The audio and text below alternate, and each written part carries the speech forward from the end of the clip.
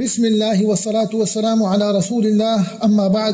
عزیزان محترم، مرچی میں حدیث موضوع عدل و انصاف بابتائیں. انچونکہ صحیح مسلم حدیث حضرت جابر بن عبداللہ رضی اللہ عنہما ارشاد فرمائنی کہ اللہ رسول صلی اللہ علیہ وسلم وتی حجت الوداع خطبت تہا ای الفاظ ارشاد فرمائن تا فاتقوا اللہ فی النساء، چھا اللہ چھے بطرس سے اللہ تقویہ اللہ خشیت اختیار بکنے فی النساء پوتی جنین آدمانی واسطہ آئینی سرا ظلم و زیادتی مکنے.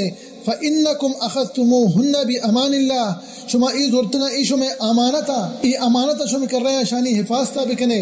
وَاسْتَحْلَلْتُمْ فُرُوجَهُنَّ بِكَلِمَةِ اللَّهِ، شما گویا کہ ای وتی واسطہ حلال کو تگا بِكَلِمَةِ اللَّهِ. اسے دو معنی ہے علماء کرام گوشا یکی ہمیشہ کہ ایجاب والقبول، شما گو اشان گمان نکاح کتا اشم واسطہ حلالند و دومی بکلمت التوحید گوشنتے کلمت لا الہ الا اللہ وان محمد رسول اللہ. چاہی حدیثہ چی زانک بھی دین اسلام تہا جنین آدم معزز و مکرمند بائدند کہ آئی سرا ظلم و زیادتی کنک مبید و بائدند گو آئین گو ما عدل و انصاف کنک بید. دعائند کہ اللہ سبحانہ و تعالی سرجم مسلمانہ عدل و انصاف کنک توفیق بدا اور چاہ انسان ظلم و زیادتی چی دیر ببند. آمین یا رب العالمین. وصلی اللہ وسلم علی نبینا محمد وعلى آلہ وصحبہ وسلم اجمعین.